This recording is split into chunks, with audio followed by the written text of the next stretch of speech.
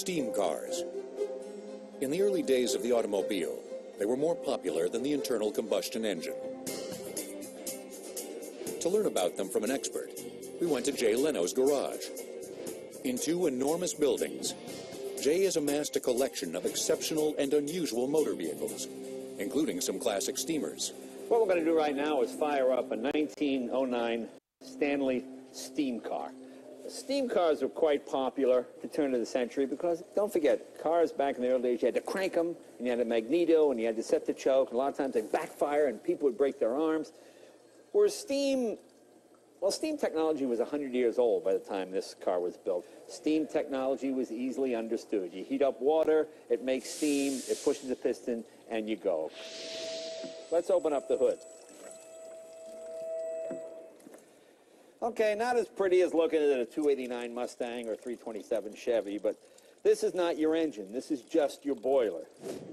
Getting an old steamer ready to run isn't simple. It's a multi-step, time-consuming process. And firing up the boiler can be an adventure. This is one of the few cars you can get burned to death and scalded to death at the same time. I mean, you're carrying an open flame and you're made of wood. Adding air pressure?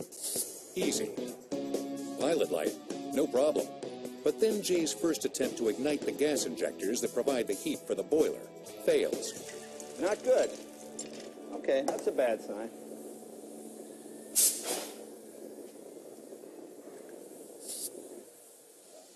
Now he's not sure how much vaporized gas is floating around. Let's take a chance. There you go. Exactly what I'm talking about. As you can see, it is burned. See, when you go home, your wife knows where you've been. She can't accuse you of being out or doing something when your arm is on fire. Jay has better luck the second time around, and soon the boiler is warming up.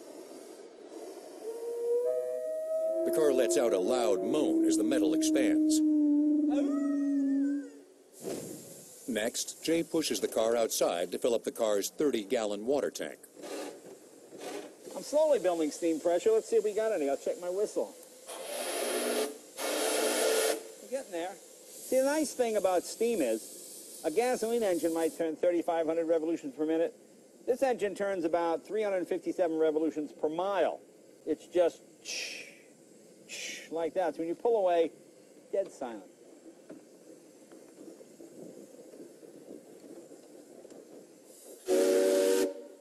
There's no gears to shift.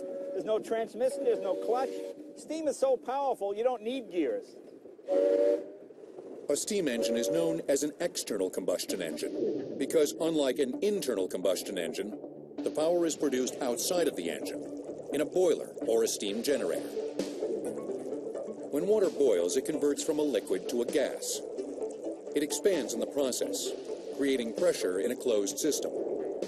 That pressure can be used to do work like running pistons in Jay's Stanley steamer. While inside a pressurized system, steam is invisible. It's when it vents into cooler temperatures that it condenses into white clouds of water vapor. This is your throttle right here, and you open your throttle and you go. Let's see if we can beat the camera car.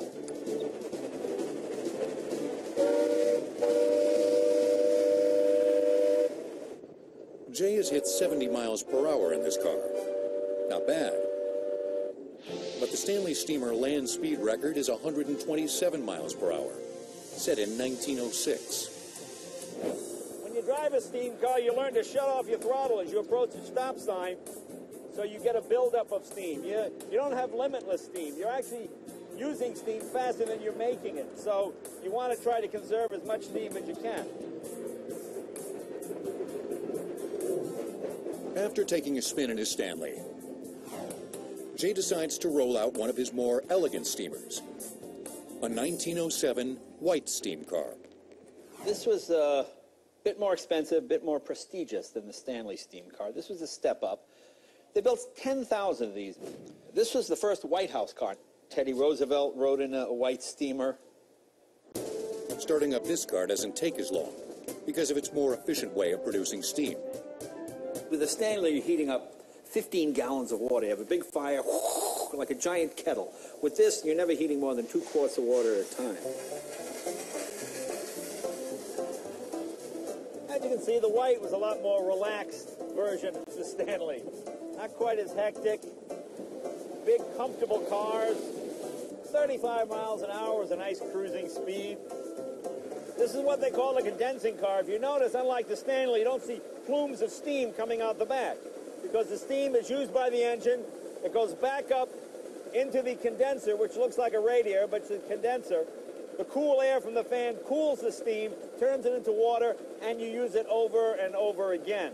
I mean, eventually it dissipates, whereas the Stanley, you might get only 1.5 miles on a gallon of water, and this you might get 5 miles on a gallon of water. The ride may have been quiet and comfortable, but the lower sticker prices on gasoline-powered cars, along with the quicker starting internal combustion engines, caused steamer sales to fizzle.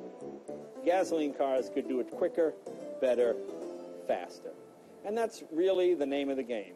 I love them, but if your wife's pregnant, you need to get to the hospital. You can't be out there with a match and I'll be there in another 10 minutes. It's not going to work.